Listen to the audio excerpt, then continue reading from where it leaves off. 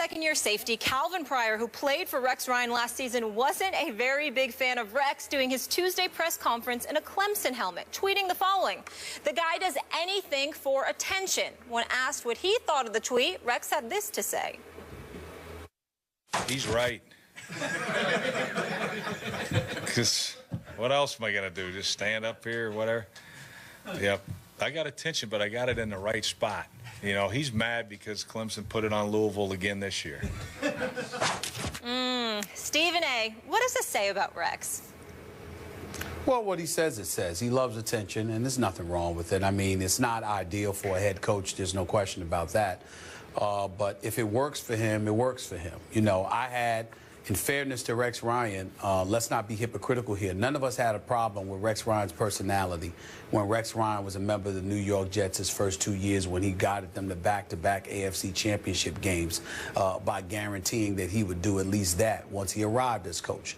The problem is 4 years followed: an 8-8 season, a 6-10 season, an 8-8 season, and then the abysmal 4-12 season where Rex Ryan admitted to us to our face that he deserved to be fired. So when you look at it from that perspective, and then you look at some of the troubles that they've had this year, they're on the outside looking in right now. They're behind the Jets and the New England Patriots in the division. You know, you got Cincinnati and Indianapolis and Denver that are going to win their divisions. And then you've got the Oakland Raiders that are going to be relevant in the playoff picture, the Pittsburgh Steelers as well. So, you know, Buffalo's on the outside looking in. He walked in there guaranteeing some things again. I think the problem with Rex Ryan is that Rex Ryan is coming across as an individual that uses headlines to disguise his ineptitude. And that's what this comes down to. Again, when he's winning, you can never say that about him. I definitely think he's a brilliant defensive mind. But their defense right now ranks 16th overall. They rank 24th against the pass. That's not numbers that we've come to know as being associated with Rex Ryan. And so, you know, you understand it.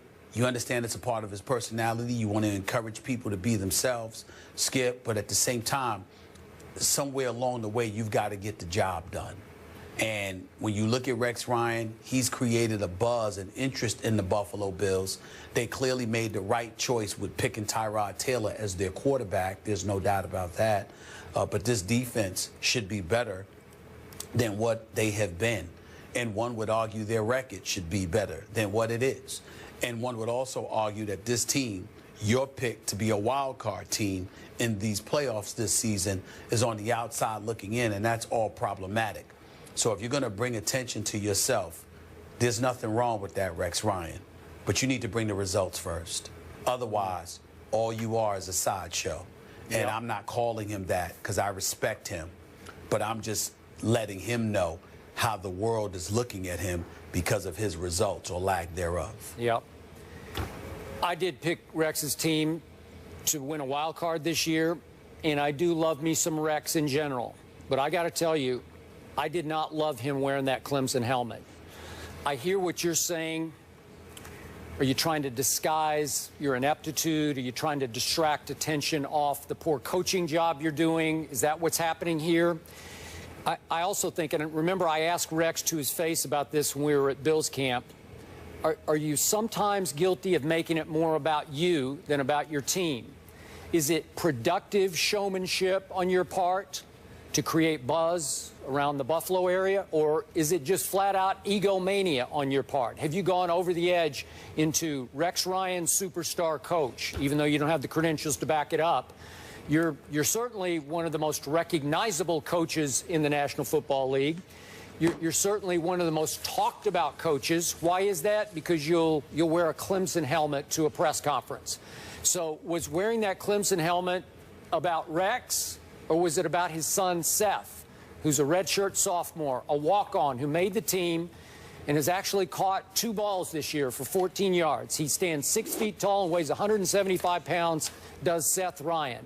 Was wearing the Clemson helmet a tribute to his son who made the team as a walk-on, or was it about Rex? To me, it was more about Rex, getting a laugh. You know, he knows he's going to get maybe a lead item on SportsCenter. I don't know. You know, he's going to get a lot of attention off wearing that helmet and keeping it on, instead of just paying tribute to Clemson's achievement so far this year. Just bringing up the fact I'm proud of my kid. He walked on. He made a team that right now is the best team in America, and I'm proud of him. You could just throw that in there at the end of the press conference. Everybody'd say, thank you very much, great. That would work. This doesn't work for me. This is more about Rex and about a week in which he knows he's going to get a lot of attention because he's returning to the Jets. Is he trying to take some pressure off his team versus the Jets? I don't know. I don't know. I just think in the end, it's what I asked Rex to his face about. Is it more about you than about your players? And I think at some points in that locker room, they're saying, what about us? Are we stars or are we not stars? Is it all about our star head coach, the showman that is Rex Ryan? That's how I take that one. So I didn't like this one, Stephen A. I just thought it was crossing the line. I didn't think it was crossing the line, but I didn't like it because I think it's unnecessary. And more importantly than unnecessary, I think it's not the priority. You see, I think the priority should be having your team ready to rumble. I think if Rex wants to bring attention to himself, Rex could bring attention to himself by rolling up at a press conference and announcing we're going to come at it, by guaranteeing a win, by telling you we don't give a damn who this team is, we're going to go for it. He can bring attention to himself that way. You know, there are ways to do it in a fashion that, although it might be unadvisable in some people's eyes, you can understand it because if you're a Rough Rider, that's how you want people to know you're coming at your business. It's just that simple. And so there's no harm in that. And I can also understand and appreciate it because what he wants is he wants the world watching his team and he wants the world watching him. It interests him. It ignites him. It sparks him, supposedly. Yep. The problem is that you have 4 years in which all of that bluster amounted to absolutely nothing. Yep. 4 consecutive years as the head coach that you were out. You were out of the playoffs looking in. And by the way, speaking about that, maybe we need to think about something here, whether it's nepotism, favoritism, or whatever the case may be, because how do you have, in the last 4 years of your career, of your coaching career in New York, you've got 2 8-8 seasons, sandwiching 1 6-10 season, and then ending your tenure on a 4-12 record. And within 2 weeks, before you have a chance virtually to pass gas, you literally land a $5 million a year contract.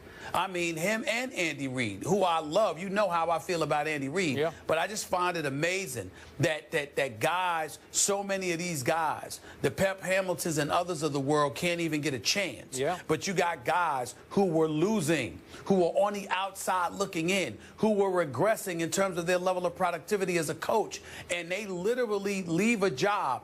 And before they have an opportunity to pick up the phone and call their family to inform them that they're unemployed, they already got another job, and it's giving them $5 million a year. No, I find that very interesting. I do too. Now, again, back to Pep Hamilton, he got scapegoated. That was as unfair a firing as I've ever seen, and it really set him back in his, his path up to become a head coach. God bless him. But back to Rex. Look, the Bills. Okay, you're hiring, we all acknowledge, one of the best defensive minds, if not the best defensive mind in pro football. So you got that going for you, and you like the showmanship, you like the buzz he creates in an area that has had no buzz of late. And then you like the mind games he plays with opponents because now he's playing one with the Jets. He's saying, you know what, I don't even care about the Jets game. I have circled only the Patriots game at Foxborough down the road. You know, that's the only one I care about. Well, is that going to work? A little gamesmanship? I don't know. But that's what people like Rex for. I agree. I also There's no doubt about it. Yeah. If the coaching thing doesn't work out, he certainly has a future in PR. I mean, he can manipulate the media better than anybody and stay relevant, and maybe that's helped him a little bit, to your point. I know the coaching pedigree and what a great defensive mind, but staying relevant.